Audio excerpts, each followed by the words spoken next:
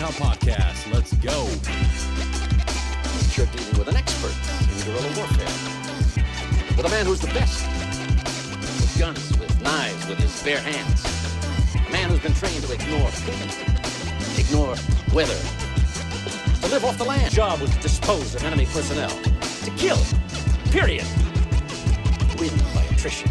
It's crazy how little we valued our own life, thinking that like we're just gonna have the short life, we're gonna live for deployments, and then not gonna worry about anything down the road. And years later, 100%. It's the whole, in regiment, your whole training cycle is built up to that deployment, at least during the GWAT. So it was like, okay, all I gotta do is get through these 6 months of training, and then I get to go on deployment, and that's what I care about, and I'll deal with everything else after deployment.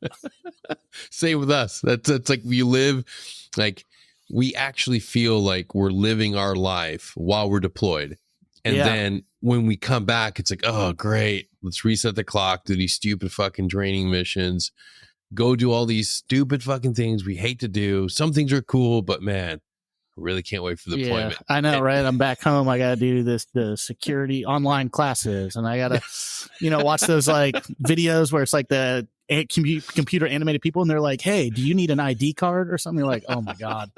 Yes, dude, the online training, the Master Matrix tracker, like that's like, and we all saw it coming. We all saw that like at some point in your career, you're gonna have to like mature, put on your dad pants, and be the fucking guy in charge.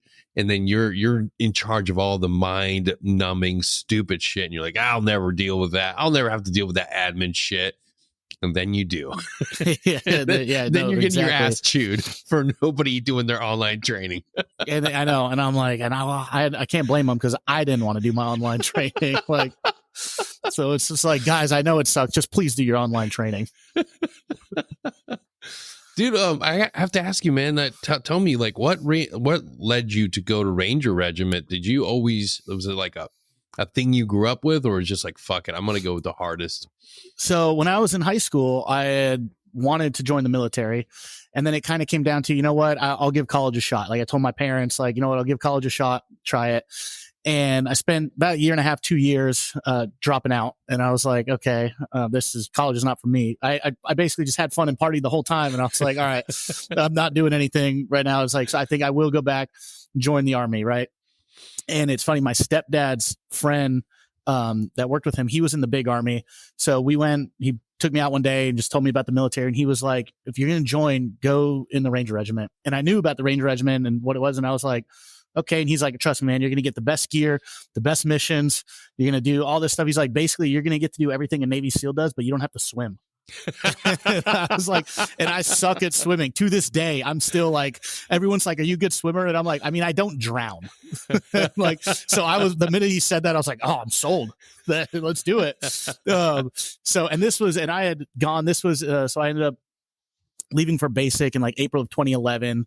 So that when I had gone to basic, it was like about a year or two before they had switched over to the RASP program from the RIP program, where RIP was like, we're just going to beat the shit out of you for 4 weeks and then you're in the Ranger Regiment. And then RASP was like, all right, we're still going to beat the shit out of you for 4 weeks.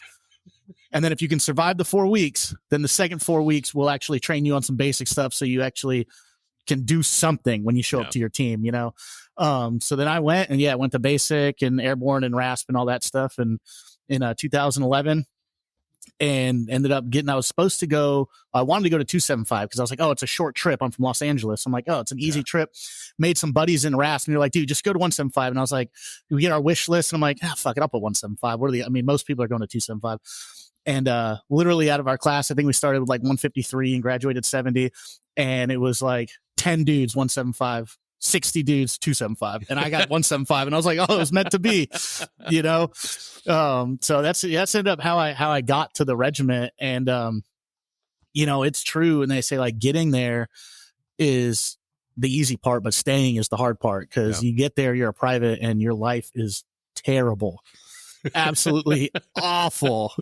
Like you are just scum of the earth, you know what I mean? But it's one of those things where like, and then as you progress, you like look back and you realize like every single leader you had was in that same position at one point. It's just that rite of passage you go through. And it's honestly like it's funny because you're a private, you're a scum piece of shit, like can't do anything right, but at the same time your leaders are basically just seeing if you can hang, see if you can be, can you get through that resolve and actually stay with it, keep doing your job, keep doing this, and just be trusted, essentially. You know what I mean? Can you just be trusted? Okay, cool. And then as you progress, you realize it's just part of that process, because at the end of the day, you're still going to go out on target. And then when you get back, you're going to be treated like dog shit in the ready room, treated like dog shit, and it's just part of that process, though. But they basically are like, hey, it's a rite of passage. Yep. You do your time. You know what I mean? Could you have the resolve to stick with it, suck it up, get through it? Yes. Okay, good. Then, you're one of us. Yeah, absolutely. It's funny. I had a friend when I decided to go to selection, it was right after an Iraq deployment, and back then it was like the year-long trips where it's like, say goodbye to your life, say goodbye to everything and we're just gonna throw you in the desert for a year. And you come back and you're like, after experiencing combat with the 82nd and having some really good leaders and some really piss poor leaders, it's that you do that for a year and you're like, okay, I'm going to go over to this side. I see these Green Berets, they're fucking crushing it, and everybody's a solid dude, and they treat you better. Like, fuck this. And a lot of us, it was like a mass exodus. Like the first guy that went was like Moses. Everybody just went and followed him. And once you make it there, you're like, all right, I fucking made it. And it's just the same thing. It's like, you have to show up, and then you're right back at the very bottom, and you're a brand new fucking dude. You're the FNG, dude, every time. Yeah. Congratulations, make the Q course. Get your ass in there and scrub the toilets. It's like, all right. Yep. Right. And it's funny because I was like 22 when I went through Rasp, I was like, and I'm thinking like, oh my God, like I'm 22 years old and I'm in here, but even though you think like in the real world, you're like, I'm 18, I'm 22, I'm a man, I know what I'm doing. And then you get to the military, and my first squad leader was maybe 11 months older than I was. And he was already in E5 with like 5 deployments. And I was a 22, 23-year-old private. And he's like, well, he was one of those squared away fucking best leaders I've ever met in my entire life. And it was like, it was crazy to me how I was like, dude, we are almost the same age. And this dude has probably lived 1,000 more lives than I have at this point. Yeah. And like the things he's done and seen and where he at in his life and maturity level is so beyond where I am, because I wanted to party and go to college and, be young and fun. And he was like, no, I'm doing this right at 17 and that's it. So it was funny. We were like the same age, but he was light years ahead of life. Yeah. Yeah. I ran into the same situation, because you expect everybody to like have the same baseline. You're like, okay, like I'm not coming off the street. I'm not somebody that I've been in the military. I've been in the 82nd. I've had some life experience, but then you meet some individuals that have been there since they were like, they went to selection early, to like as soon as they fucking could. They got their private experience in conventional army and they fucking jettisoned that. And then you see them, it's like, oh, this is a whole caliber motherfucker. This is a whole different beast. This dude's just been fucking crushing life professionally. And it's also like the understanding of like, okay, this is different. This is a profession. This isn't just guys on a summer or like 2-year pump. This is a career. That's a lifestyle. And it sometimes gets us in trouble because you don't have a lot of different outlets to get out of a lot of the stress you're going through. But you see these guys and you're like, you start seeing, and it's like, okay, superheroes are fucking real. These guys are fucking legit. And then you pick up those behaviors. It's like, hey, I'm living for this fucking deployment. Like, don't fuck up my training. Don't do anything to fuck up this team's fucking projected deployment and looking good on the boards, because you better be squared the fuck away, because you're part of this element. Like, we're fucking going to go to the best mission. We're going to get the best fucking training. You better fucking keep up. And it's just like, okay, that's how you make great dudes. You treat them like shit, put them in a pressure cooker, and then they look forward to going to hell. They look forward to fucking. And that's what we love. I love about the regiment is we're like one of the only special operation units that has a release for standard, that if you don't make the standard and we build the paperwork, you're kicked the fuck out. Dude. You don't pass Ranger school because of like whether medical, you can go retry again, but you go back, you get tried, and you just can't pass. Like, I don't care how good of a dude you are. Sorry, dude. That's the standard. You don't meet it, you're out. And that's one of the things I love about battalion is like, if you don't meet the standard, we had like 2 or 3 privates in the time I was there in my platoon that like, we were like, you're out, dude. You can't hang. I'm sorry. Nice try. Dude, and even there's all the stories from a lot of friends that I had that came from regiment where it's like, you fuck up that much, just that fucking much, or innocent circumstances, but still it's like, hey, motherfucker, sorry, but not sorry. And they get like the worst story I heard, and it's like Fort Hood's a piece of shit. Like I don't know, I don't care anybody who's out there, but like just hearing this individual, and I've shared his story a little bit before, but like the moment he found out, it was like being torn apart from a family, and then they're like, "You're going to Fort Hood," and it just like my life was over. They sent me to hell, and I had to claw my way back. And like he did everything he could to go to selection, to get selected, to get out of there, to get back into a place where there were standards, where there was a greater calling. Because, hey, the military is not the same. Like I hate to say it, it seems it's really horrible. It's not the same experience everywhere you go. I've seen places where it's like a 9 to 5, where people aren't held to a standard, where people don't like have that spirit of like, I'm of service and I'm doing something of great importance. And it's just like, fuck, like this feels like not even National Guard or reserves. This feels like you're working at a shift. Oh, yeah, 100%. It's not like when you go to a school that has like big Army and special operations together, like your I think it's now BLC. I think it used to be WLC and SLC and all that. And you're literally be like, what the fuck? Like, this is not okay. Like you're in the military. This is not okay. You have like, I'm sorry, but not sorry. It's like, there's no reason. You're in the military. You need to be taped. You can't pass a PT test. You can't do that. Like you have to ask, you can't write an essay. Like you can't give a brief of any kind. And without spell check, without this, and that stuff would drive me wild. And I don't know if it's just from the way I was raised or battalion, where like little tiny things that are easily correctable are what piss me off the most when people don't do them. Yeah. Like if it's a major mistake and you learn from it, it's like, dude, shit happens. I get it. But if it's like an easily correct, you didn't proofread your presentation, you didn't do like that kind of stuff, drives me up a wall, because that's an effort issue. Yeah. That's not a a tactical, we tried something, it didn't work failure. That's just a lack of effort issue. Yeah. And that's what drives me. It still does to this day, is like, oh, dude, man. You walked right into one of the things we're going to talk about. Ladies and gentlemen, welcome Alex Aguilar to the podcast.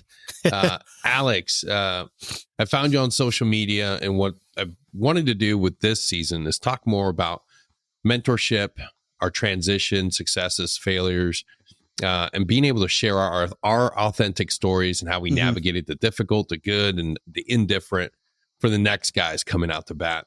And what you just talked about is something that's important, because when we get out in the civilian world, a lot of people think that it's like, oh, I can leave all that stuff behind. No, that attention to detail, that small attention to detail that you cultivated, that I cultivated, that all of our brothers cultivated, and doing the layouts, doing the PCCs, PCIs. When we get out in the civilian world, people don't value that. We don't see that. And it's like, okay, now I can mentor somebody in like the small things. The small fucking things matter.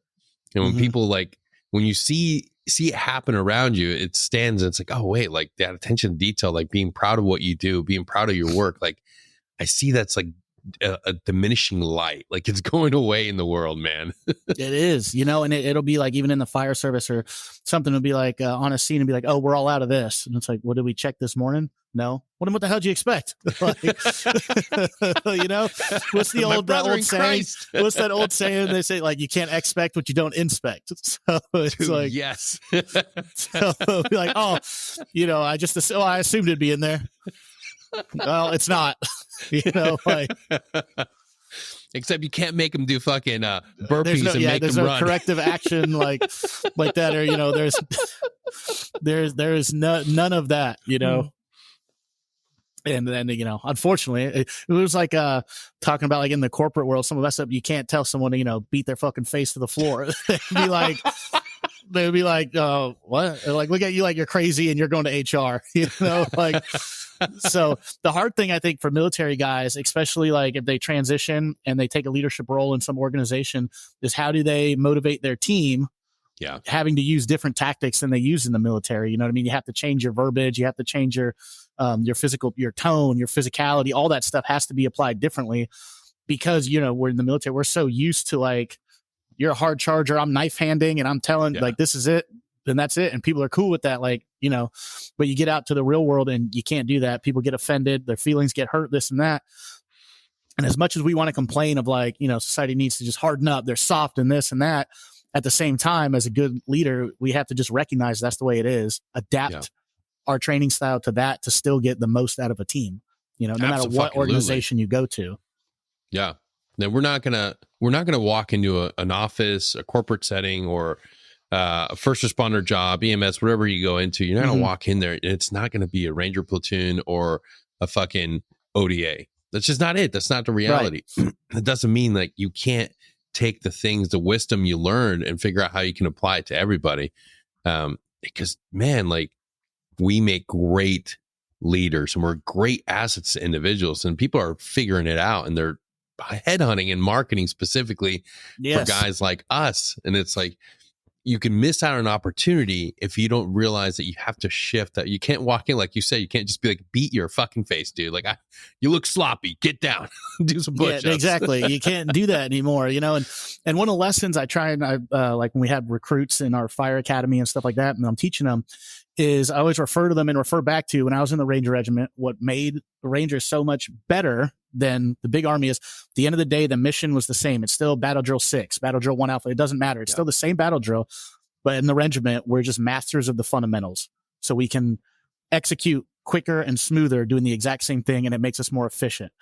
So if I relay that to the guys, you know, we're doing drills on getting people out of windows, getting people, all that. And I said, we can become masters of the fundamentals.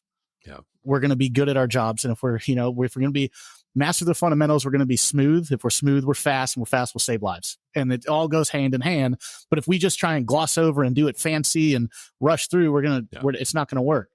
Do the small little things correct every time, and that'll create big incremental steps in your process, you know? Yeah. And I want to ask you, when you decided it was your time to go, what was that experience? What was your transition like? So when I joined, it was like, all right, there are things I want to get out of this and things I want to do. You know, I wanted to deploy. I wanted to, my first team leader, I get to the regiment, he asked like, okay, why'd you join the army? I wanted to serve my country. I want to be a part of something. And he said, but why do you want to be in the regiment? Like what? And I was like, well, to be completely honest, I just figured this was probably going to be my best position to actually shoot someone in the face legally. And he was like, and he laughed. He's like, all right, fair enough. I'm good with that. So I got it looking back when it was time when I was talking with my wife, and it was like, my second enlistment was up. So I was at 6 years, and I was like, okay, if I stay, it was like, hey, stay. They were like, what are you going to do? Are you going to stay and be a squad leader, or are you getting out? And I was like, I need to think about it. And I really came down to, at that point, I had actually done everything that I had wanted to accomplish. Yep. I had set out everything I was set out to do, I had done. And I looked back and I was like, do I feel proud enough and accomplished enough that like I can put this chapter, okay, that's a great chapter, and it's time to move on to experience new things and do new things. And the answer was that I was just comfortable to say it's okay to go, and that I'm good. And that's when I was like, all right, I'm going to go on and I'm going to do something else. And it was really just asking myself, did I do what I set out to do? Did I get what I wanted out of this? You know what I mean? Did I get what I wanted out of it? And if the answer was like, well, there's still some more, then you got to re-enlist and keep going. Right. But for me, it was like, okay, I think I got what I wanted out of this. I'm satisfied. I'm proud of the things I did. I'm proud of the accomplishments and the memories, the friendships, the hardships, all this stuff I can look back fondly on. All right. I think it's time. That's fucking amazing message, because I think there are so many individuals that get into this phase of their life after a couple years. They've done 2 enlistments and they don't reassess. They don't start asking the hard questions. What do I want to do? It's an easy ticket to just stay. Well, I'm already good at this. This is already autopilot. I'm just going to continue to do it. But then they turn bitter. Then they start hating what they're doing. And it's now you're no longer a positive force within your squad, platoon, your company. Now you're that guy. You're just there for a fucking paycheck. And you lack the fucking intestinal fortitude to stop and say, maybe I can take a chance and do something I'm more passionate about. I ran into people like that in conventional army a lot more than in SF, but within SF, there's still people like that. It's like, hey, if you're not happy, take a gamble. Look at what you want to accomplish, make that list, and then take a bold, daring leap of faith into the unknown. Because now you're a detriment to the fucking team. You're just that bitter, angry dude that doesn't want to be here. Well, then get the fuck out. You're much better on the outside. Like, it doesn't have to be 20, 30, 40 years. You can do 6 years and realize I did fucking everything I wanted to. I saw the world. I have benefits now. I can go do the things that I want to do. I don't know what it is, but I'm going to be brave enough to go out there. And that's an important fucking message, dude. Not every fucking military career needs to be 30, 40 fucking years. Right. I think it needs to be, it's individual and what you get out of it. And I'd be remiss if I didn't mention, when I'm thinking about getting my first sergeant called me into his office and told me, he said, "Hey, I know guys who got out at 4 years and they still wear their Solomons and they're crying. And then they want to be Ranger and they got out too early, all that." He's like, "So make sure if you are getting out," and this is for anyone, that you're not going to still go play like you're still in the whole time. Cause then that means it was too early and you're going to end up regretting it. So make sure, when you're out, you're out. You know what I mean? So that was a big conversation as well. And it's true. It's a lot of people, it's like you're out, but you're not out, Yeah.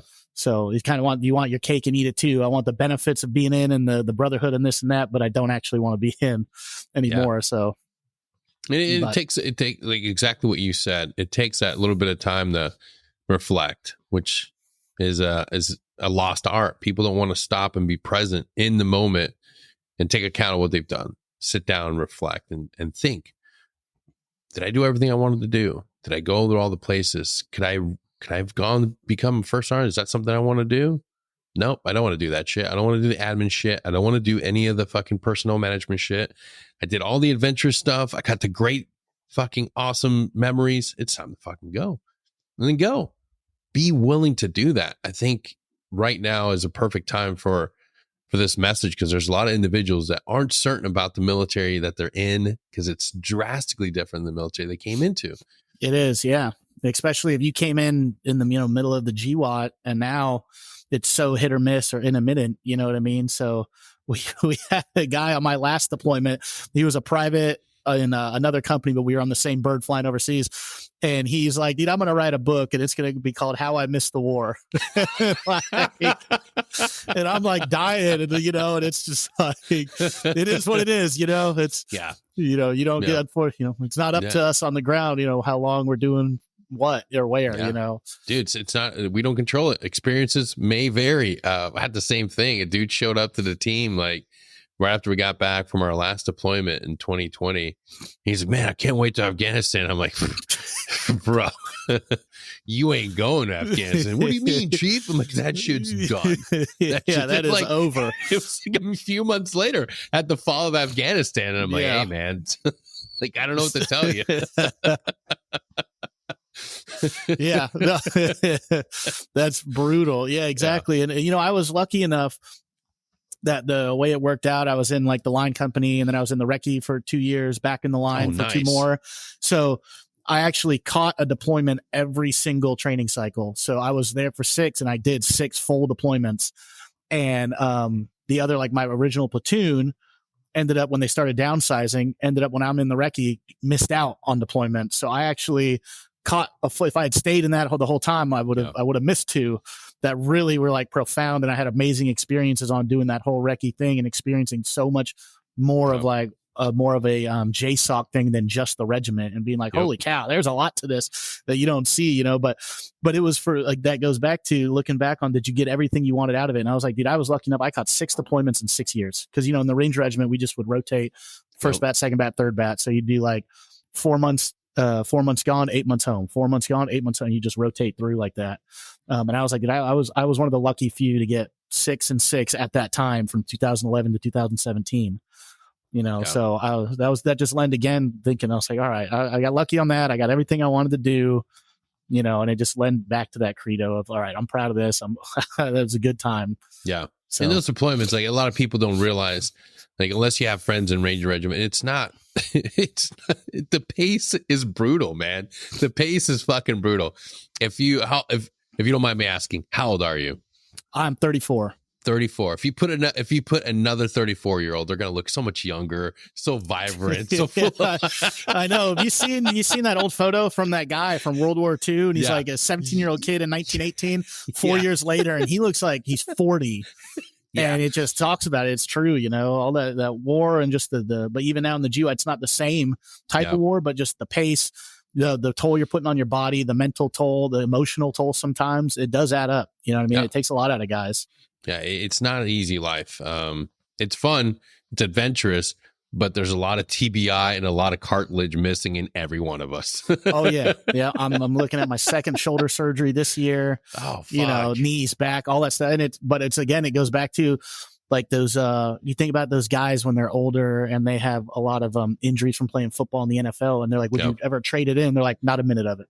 Yeah, no. It's the same thing. You know, they're like, oh, your body's broken down. Well, don't you wish it? I'd be like, nope, wouldn't have done anything different. No, care. It's true.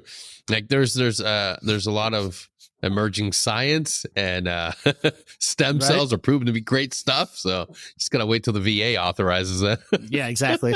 We'll see in 30 years. It's more like 50. So how'd you get to being a fireman? How'd you, I think that's like, you accomplished one thing that every boy that's raised outdoors wants to do. That's be a fucking pipe hitting ranger and then fireman. So I got out and I ended up, I contracted for 3 years. Did 2 different programs, started off on one, went to a selection for the another one that was a really high end one. Did that one, still talk to those guys, good friends with those guys. I had a lot of good times. But at the end of the day, even contracting, I was gone more than I was in the Ranger Regiment. That was 6-7 months a year, complete deployment, not like training, working home every night. It was complete deployment, 6-7 months a year, 2 on, 2 off, 3 on, 2 off, whatever it was. And then it was finally like, that's it. It was me and my wife. My wife's like, I can't do this. We can't do this anymore. And so 2020, I took completely off, which just happened to be when COVID was going on. And luckily I had savings from contracting. So we ended up that year, I just spent the whole year with my family, took the whole year off, didn't do anything, and just spent every day with my family hanging out. And it was absolutely wonderful. And a local fire department was hiring, and I'd always want to be a firefighter in general. When I was overseas contracting, I got my degree in fire science. So I was like, all right, you know what? So I applied. They ended up calling me back. They're like, hey, you want to work here? And I was like, let's do it. So now I've been doing that since November of 2020. And it was one of those things too. When I was younger, I wanted to be a fireman also. I want to be in the Army. I want to be a fireman. And I want to be a movie star. So far, I'm 2 out of 3. So I still got time for the third one. We'll see. Yeah, but you got it. But so, yeah. And then, so I started working there. And what I've really discovered about the fire department that is so much different than being in the regiment is it's defensive. It's not offensive. You know what I mean? Like, you're not going out, we're doing this. It's like someone else is having an emergency. You're going to go help these other people. You're not actively like planning a target, planning a hit. Like, hey, we know we're going to be doing something at this time, and that was a big adjustment. There's a couple guys who were in the regiment that work in my department, and we're all close and everything. We're all in 175. Oh, no shit. And we all talk. And, the big thing that one guy said, he had worked there before me. He's like, you have to remember as a fireman, like, this isn't your emergency, dude. He's like, that's the number one thing is people get so worked up on like a fire scene, a car accident, extrication, or, CPR because their family members are watching and you want to like doing all this. And he's like, don't do any of that. Just stay calm. It's not your emergency. Just stay calm and do the fundamentals the way you're shown, and that's a big thing. I think for all guys who are in the military and looking to go be a fireman, the big adjustment is that it's defensive. It's not your issue. It's not your target. It's someone else's emergency. You didn't have a car accident. You didn't have a family member go down in the living room and needing CPR. Your house isn't on fire. This is someone else's emergency. So there's no reason that you should be all worked up and like crazy. Yeah, you'll have adrenaline and stuff, but there's no reason that you have to like really get, over enthralled with it. You just do the job you've been taught to do and you'll be good at it, but it's definitely an adjustment as far as you don't know when you're going to do something. There are some days like I don't see the station because we're just running calls all day. And there are other days that all we do is eat, work out, and sleep. And that's it, which is basically, it's kind of like deployment. Like if you're not hitting a target, you're just eating, working out, and sleeping, watching movies like family time. Yeah, we got weathered in, man. Sweet. Exactly.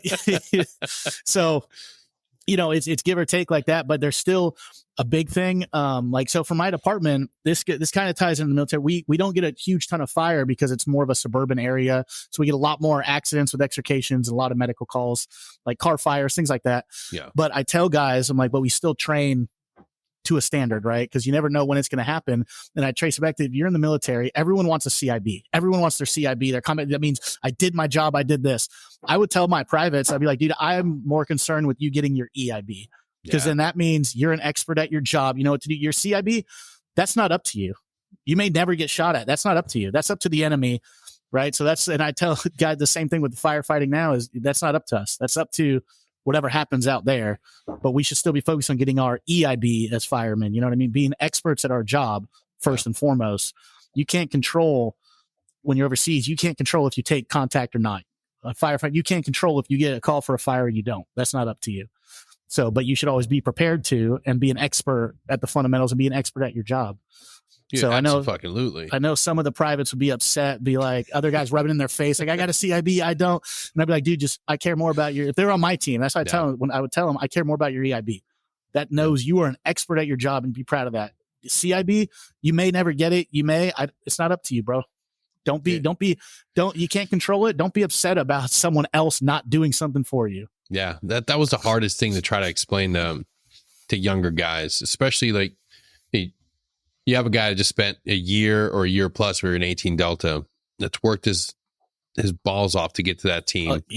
And they want to deploy. And the first thing they meet is a salty, old ass, broken ass motherfucker that's like, hey, calm the fuck down. Like, you can't control that shit. And if you're that guy wishing and hoping and praying and doing all that shit, you're going to feel really shitty when you get in one of those situations and a lot of people get fucked up and you walk away, but you have that CIB because you just kept praying and hoping for it. No, prepare yourself. Be the best at your fucking job.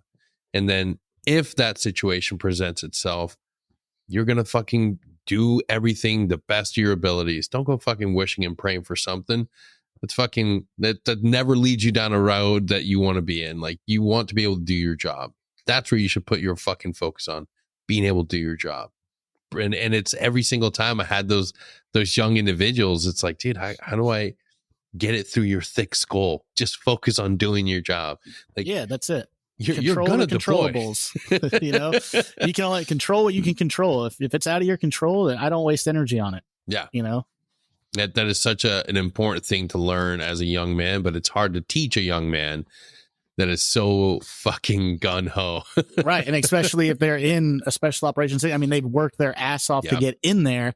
So they're pulling, pitbull, they're charging at the bit, trying to do whatever. It's like you're reining them in and be like, all right, bud, just calm it down a little bit. We got this, but I know exactly what they felt like, because I felt the same way. You go on that first deployment, that first target, you're like, you're pumped up, you're excited, this and that. I remember I did my very first target ever in Kandahar Bastion area, and we go in, didn't take contact at all. And I was like, what the fuck is this? Like, we got to do a tactical call out though. I was like, my team leader's like, so Aguilar, what do you see? What do you think? And I'm like, it's a lot of kneeling down. But like, we were on like a BP and stuff. So I'm like, what the hell is this? And he's like, he's like, that's how it is, man. You never know. He's like, you just be prepared, bro. Yeah, dude, it's, but I'm 22, I'm like, I'm Army Ranger deployment this. And I'm like, what the hell?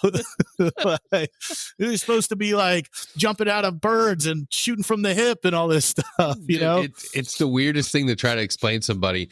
The mission briefs, the intel brief, everything's amping you up. The rehearsals is amping you up. Nighttime comes in, your fucking info platform shows up. You're like, oh fuck, this is gonna. It's literally like a Hollywood movie. And it's just like, oh fuck, and you're flying. And there's the fucking the briefs are running in your head. Oh, they have capabilities of shooting our fucking birds. It never fails. That first deployment for a new Green Beret, and the fucking crew chief does a test fire. Test fire. They're like, oh fuck, contact. I literally every single time, even when I'm a team leader, at the point I'm like getting on, and instantly I'm like, oh, we got 30-minute ride, I'm taking a nap. And then the test fire, I'm like, oh, okay, we're good. It's just a test fire. I'm going back to sleep until I get that 10-minute call. And then as soon as you fucking start coming in on, you're like, oh fuck, and the fucking ramp comes down, fucking coming in low. You're like, oh, here we go. Fucking everybody goes out, birds leave, and you're moving. It's like, oh, we're gonna get into contact for sure. Fucking support by fire gets put in. the first fucking assault cell moves in. You're like, oh, fuck, this is about to go. Left 40 minutes later. Fucking exactly. Nothing. But it's like, hey, they're like, hey, we got him. We got everything. Successful mission. I'm like, we didn't do anything. And they're like, what are you talking about? We got the guy we came for. We got all the intel. We got this. I'm like, I mean, I got that is a win. I mean, fuck. Yeah, but the one fucking time you're not amped up, that's the fucking time you're taking RPGs on infill. It's good. Yeah, that's literally exactly how it goes. It's just funny though, but it's funny describing the people and telling them like on a mission to be like, you ever sees 105, I'll be like, all right, you're rotating with this other platoon. So you do 50 target hits yourself. And they're like, dude, and you're just doing them like, I don't know, you might take contact 4 or 5 times out of 50. They're like, what? And I'm like, and even on those ones, you might not even be in it. It might be the squad over there. And they're like, hey, on containment, and they, drop 2 dudes at the courtyard, and that's it. It's over. You're like, so it's like you might not even be involved in it. But Yeah. It's hard to explain to civilian friends because, they see Hollywood. They see everything that gets pumped through movies and TV shows. But the reality, it's just like any other dangerous fucking job. Some days it's just a lot of preparation and a lot of focus, and you're going there and then you ride back and then you're like, okay, that's good. But if you don't have the focus, if you don't have the determination, if you don't have the fucking principles and that tight function as a well-oiled machine, when shit hits the fan, you're going to fucking falter and everything's going to fall the fuck apart. So it's good to have that constant feeling of, okay, this is it. We're going to go in and do our fucking job. It's like, hey, that's a reality, because you never want to be that team that shows up to fucking Friday night fucking football and you're ate the fuck up and just get fucking thrashed. And it's even beyond like, those targets, but just lessons from that in life is, and, you say you get built up. All right, am I good? I'm good. And then nothing happens. But if you really reflect and ask yourself like, okay, honestly, if something did happen, how do I feel about it? Where I was I comfortable with my position? Do I feel like I was prepared enough to do what I had to do? And, I don't care if you're in the regiment, you're in the corporate world, firefighting, police officer, a dog trainer, whatever it is, you know what I mean? Yeah. Was I prepared that if I had to do something, could I have done it successfully, effectively, quickly, safely? The answer is yes. And I'm like, all right, then I can trust my training and I can trust what I'm doing and I can keep going. The answer was no. Then I have to reflect. Was it the training? Was it, my own lack of preparation? Did I not personally invest enough into this training to feel it way? Or was there a lack of investment on the other end into me, and really get honest with yourself about what the shortcoming was, so that in the future, then you build off of that and then you are ready to go no matter what it is. Yeah. That's absolutely correct, man. 100%. Now, in this phase in your life, now that there's one thing that we suck at, especially if we get married young, have kids when we're young, we suck at being the present father, the present husband. Now that you've had this second chapter, how have you been able to devote more time and be of greater focus in those areas in your life? And how do you do it? So a big thing, I mean, there have been several times my wife has been like, I mean, you're home, but you're not home, and even as a firefighter, sometimes, I'll eat up overtime and I'll forget that like I have to be home more than I'm gone. And it comes to remembering that how like when I'm home now, and what I really focus on is that the fact that my oldest son is now 10. So I'm like, okay, I have 8 years left. So before, and I read a statistic. It talks about after your kid turns 18, you have a cumulative like 2 to 5 years that you're going to spend with them for the rest of their life. When you add up like the days they're at your house or the nights that they're home from college or whatever it is, you have like 2 to 5 years that you're going to spend with them after they turn 18. Holy shit. And I was like, so I have essentially, maybe 13 years left to spend with my oldest son for the rest of my life. And that's a big, where I was like, I don't want to no longer like waste any of that time. It's so life to me now is I'm realizing like the things that I used to value, like I always value my family and being a husband, being a father, of course. But what I really cared about was adrenaline, living on the edge, feeling like I'm serving, I'm doing this, and my wife is like, hey, you're doing all these things, but you don't show up for me and the kids. So what the hell's the point? Like to the outside world, I was, Army Ranger, firefighter, contractor, all this badass shit. And at home, I'm lazy, not showing up. You know what I mean? Yeah. And it's one of those things where I'm neglecting my household duties because I feel like I've already earned it in my work. Of like, my wife's like, let's spend the weekend outside. And I'm like, I was just in the woods for a week. I don't want to fucking be outside. Yeah, But they weren't, dude. but they weren't in the woods. They weren't doing that. That was my responsibility. And it's really, when you're a dad and a husband, you take on a debt that you can't pay back. Your family is not, whatever you do to work, that's an addition to when you get home. You don't get to come home and turn it off. And it's just part of being a man, is that when you come home, you have to stay on, because now you have to help your wife. She's been home with the kids, or she's been at work. You know what I mean? Your kids need help with homework. The house still needs, dishes still have to be cleaned. The yard has to be mowed, dog poop picked up. All that stuff still has to be done. Just because you worked your ass off doesn't mean you get to turn it off at home. If anything, it needs to be turned up even higher, because these are the people you're working for. Yeah. And this is my mind. Now my mindset changed of like, at the end of the day, I want to be liked and people very proud of the effort I put in at the fire service and work, whatever it is. But the real, fans and the real value I want is my family to know, to be thankful for my presence, thankful that I'm home, and willing to ask me for help, and know that they can come to me and that I'm a sturdy presence.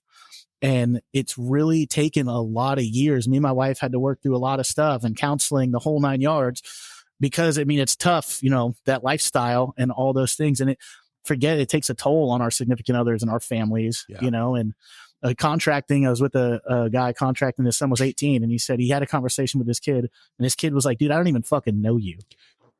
And dude, that was like, and he was like, so he's like, but it's too late for me. He's like, I just tell the young guys, man, make some, do it for a little bit and get out. Yeah. The contracting world at least. But he said his son was leaving for college and told him that to his dad, I don't even fucking know you. And that was like my worst fear. And I was like, I don't want that at all. I want my son to be my best friend the way my dad is my best friend now, Yeah. And so it's the big thing is it doesn't get to turn off when you're home. No matter what you're doing, when you come home from a deployment, if you're working a 9 to 5 fire, 24-hour shift at the fire station, you don't get to turn it off. You got to help out at the house. You got to be present. You got to, ask your wife, what do you need? Hey, what do you need from me?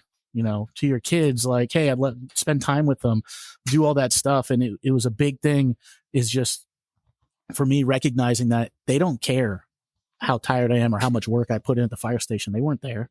Yeah. They don't care if I ran 10 calls and didn't sleep all night. That's not their life. Their life is the home life with me. So that's the life that they are going to remember, so it's accentuating that is like, okay, when I'm home, I'm home. That's it. 100%. I don't, work emails. I'll check them once a day or something. You know what I mean? Stuff like that. When I'm home, I'm home. And that's it. And that's a big thing. And I still struggle with it sometimes because I want to be a hard charger and I want to do all this stuff. That doesn't just get turned off, but it's kind of like I can turn the volume down, like absolutely. And that's the thing. People tend to think that, it just, I flip a switch and then I'll just completely be over those behaviors. Like, no, there's beauty in the work. You got to fall in love with the work. You got to fall in love with the fact that you'll catch yourself being like, I got to turn this shit up. I'm not going to look at my phone. I'm not going to look at this fucking text message I got. Like I've gotten to a place where I used to feel guilty because like once you become a leader in an organization, you put on that role and you're like, okay, I'm gonna always be chief. So if somebody reaches out to me, I gotta always pick up the phone. No, I don't.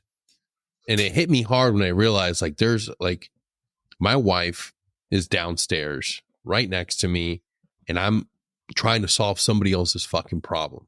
Like, no, absolutely not. No, because I would tell them, hey, prioritize your family. So why am I not prioritizing mine? Fuck that. You can fucking wait. You can wait. It's not an emergency. If it's an emergency, you call Alex, call 911. He'll get you. Not me. Because right now, like my wife has to be a priority. Exactly. Because they go through so fucking much to support us. They're the ones that are fucking there. We tend to think that it's like our friends, our teammates, they're amazing. They're wonderful. They're going to be great dudes that we're going to always rely on. But who's the one at the hospital when you're hurt? Who's the one that's going to pick you up when you fall down, when you have issues? Your fucking wife, your kids, the family that you live with at home. You got to prioritize them. And after a career, even if it's a short career in the military, they've dealt with a lot of shit and we owe it to them. And it always blows my mind when guys don't realize, and especially when they realize it too late. When they're like, oh, fuck, she picked up the kids, they left. Like, yeah, of course. You don't prioritize your fucking family. You got to put them first. And it's like you talked about like, well, I'm a leader now. I'm in charge of these guys, this and that. And we forget that like our family, like that's your main team. That's who you're a real team leader for, your wife and kids. You know what I mean? So that's the team. You are a team leader. Yeah. You're cultivating success out of your team. You're getting personal investment out of your team into your vision for your family and where it's going, Yeah. But if we don't actively cultivate that because we're busy building the work teams, then our home team is going to suffer. Yeah.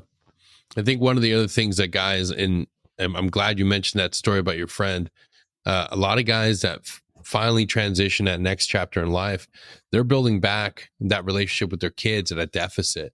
Mm-hmm. How did you revitalize your relationship with your little ones? What are some things that you did to kind of be that full-time role model dad now that you're able to be there 100%? It's mostly just it's just the time. It's being home, like this is not me and my wife, we were adding it up. My oldest kid for the first 7 years of his life, I really only spent 3 years with him. Oof. So, and it adds up and you don't realize it at the time because of what you're doing and all that. So it's just time, you know what I mean? Is I'm like, all right, well, they deserve my time. And that's the biggest thing, is ensuring that give them time, and that their hobbies, whether like so my oldest son, my two oldest, they love fishing. To me, I'm like, dude, this is like watching paint dry. Like, I'm like, holy shit. But if my sons are telling me like, look at this lure, I got to listen and I got to learn about this lure, or I may hate it. You know what I mean? It's finding like, I have to place an emphasis on their hobbies to let them know that their hobbies are important. You know, and thank God also some of their hobbies are baseball. That I can do. So I'm like, hell yeah, we're good. But the perfect example is the fishing. And my wife knows I can't stand fishing, and I'll text her the whole time, this miserable. But if my kid's like, look at this, then it's like fully invested. My eyes are looking at what he's talking about.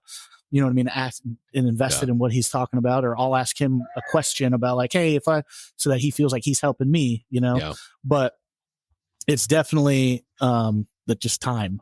Right? Like having time and using the time. Yep. I don't know how much time we have left. Something could happen tomorrow to you or whatever. So why I don't want to feel like I wasted that time. And there are definitely moments that I tell my wife, they're like, laying in bed or something. I'll be like, I should have done this differently. I should have done that. And, then we talk about how that's a growth part of being a parent also, is be like, I wish I did this better. I can do that better. Is you're still growing as well. A lot of people, we forget as dads, like we've only been a dad as long as our kid has been alive. Like we're still growing as well the whole time. You know what I mean? I don't care how many pamphlets or books you read on what to expect and being a dad and being a parent, until you do it, you're really learning as you go the whole time. Yeah, no, 90% of the reason why I ask other dads about their perspectives, because I'm just piling up all the do's and don't do for when I do have kids. Cause that's like, that's right. But then the thing is, you'll be like, well, I got all these do's and don'ts, but then it's going to be completely different because your own path and your own journey is going to be so much different.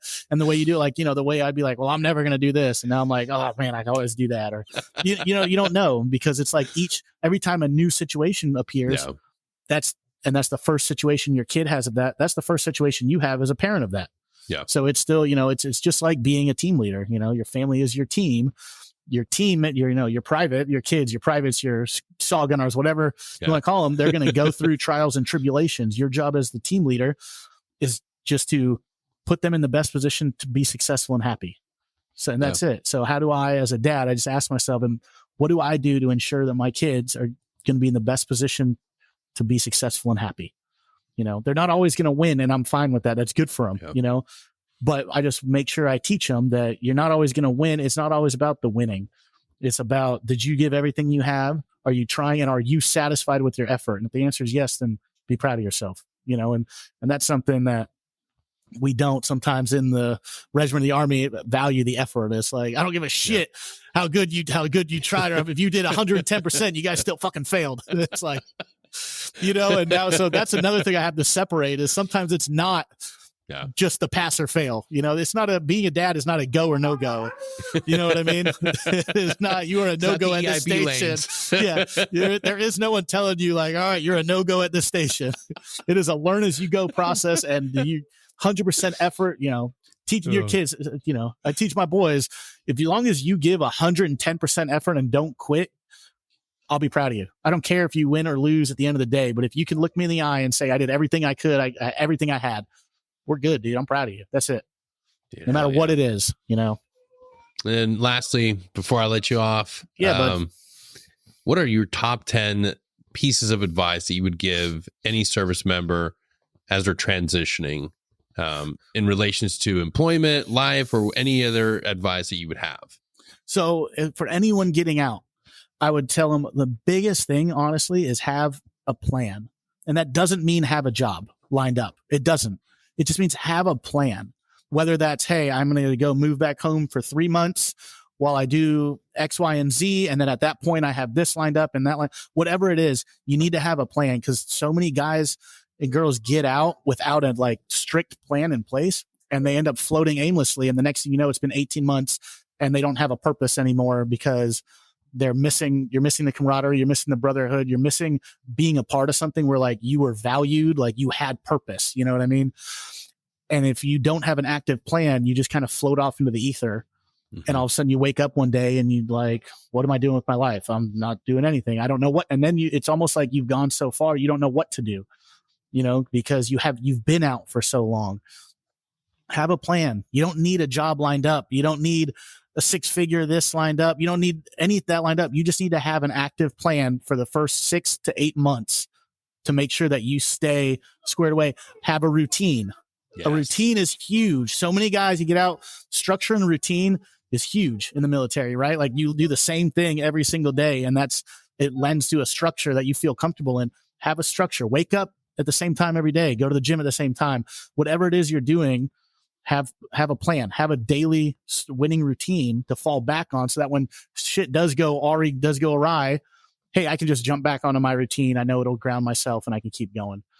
Stay in contact with the people you were in with. I don't care if they're still in or they're out. It don't matter, dude. Those friendships that you made, especially with the people you deployed with, the guys that I went on target with, I was privates with, we grew up through the ranks together. You know what I mean? I still talk to those guys, and I met them in 2011. And we still active, and most of them are all out. One's a firefighter in New York. One lives in San Diego. Doesn't matter. Still talk to them. Yeah. You know what I mean? So stay in contact with those people, because they know they went through the same thing. They got out. Maybe they got out before you. Hey, what did you do when this happened? You know what I mean?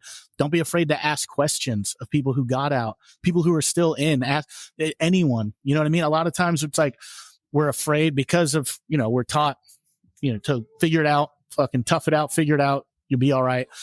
If you don't know the answer to something, just ask a question. And it doesn't matter who you ask the question to. You could ask your dad, your mom, your cousin, anyone that you think might have insight on a situation. Just ask them.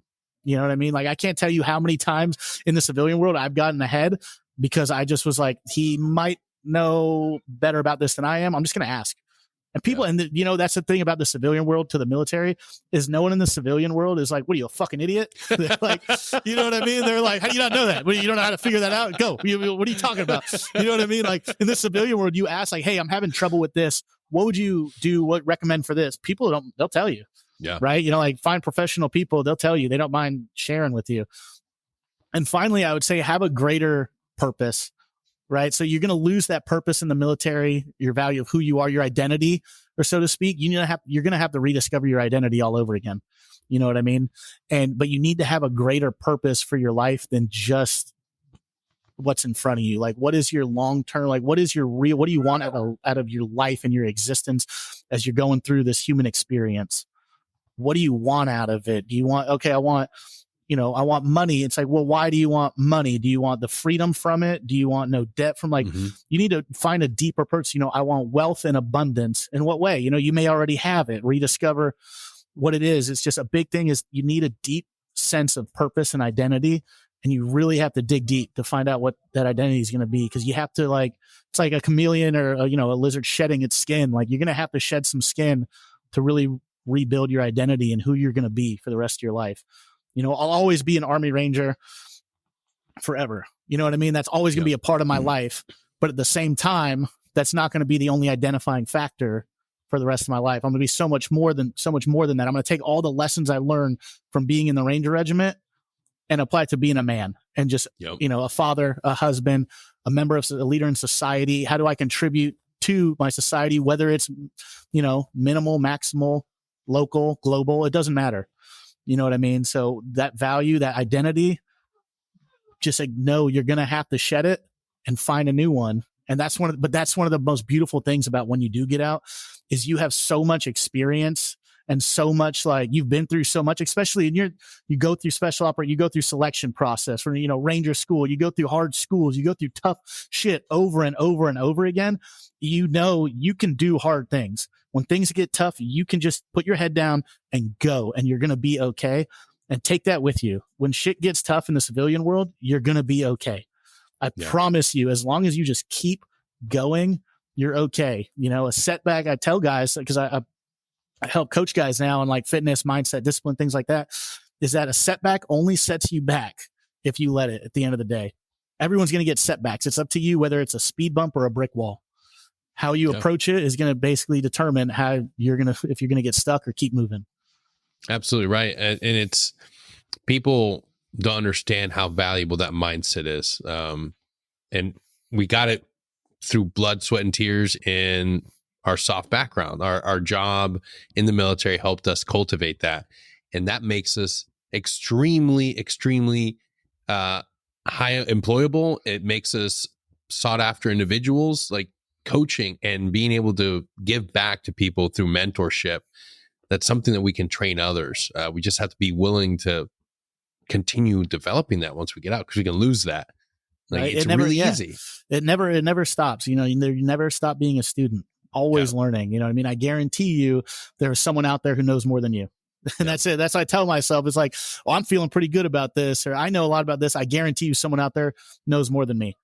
Or I tell other guys like, hey, this is tough, or I'm struggling. I don't, if you find that identity and that purpose, this is what I want out of life. It's daunting. It's tough. I'm like, dude, if you want it, there are people already living it who are less talented than you.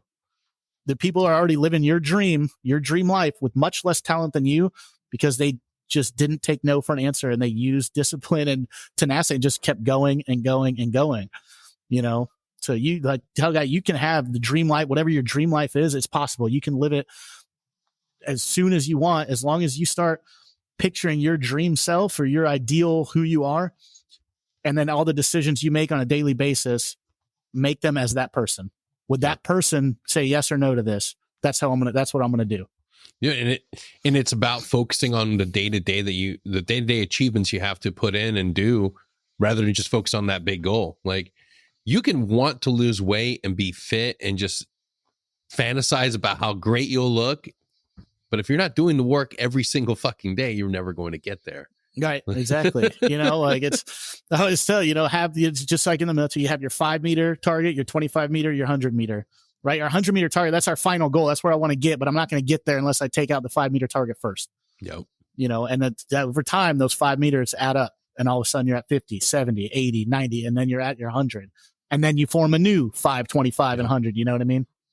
Yeah, man. Dude, Alex, thank you so much for being here today. Thank you. I appreciate the time, brother. Absolutely, dude. Do you have a website we can plug, put out there? So everything I do through Instagram. My handle's, Alex Aguilar _TRM. The Revived Man, that is my company I started, my coaching program for fitness, mindset, nutrition, also for public speaking, writing, all that stuff. But I do everything through Instagram. You hit the links on my Instagram page. It has applications for coaching. It has my one-off special operations selection prep fitness program, ebooks, all that stuff. It's all located right inside of that link. Hell yeah. We'll put that in the episode description. So just scroll on down, click on it, and connect with Alex and get on your way to being a better, more motivated individual. Alex, again, thank you so much, bro. Anytime you want to come on and talk, I'm going to be releasing this under our Team Room Chats series. Just unfiltered, unscripted, just fucking soft professionals telling it to you straight. Thank you so much for being here. Thank I hope you for having me, bro. I did. And thank you. We'll see you next time, everybody. Oh, yeah. Appreciate it, brother. Take it easy. We'll see you. Thanks, man. If you like what we're doing and you're enjoying the show, don't forget to share us, like us, subscribe, and head on over to our Patreon, where you can be part of our community and get access to all of our episodes as soon as they drop. And remember, we get through this together. Take care.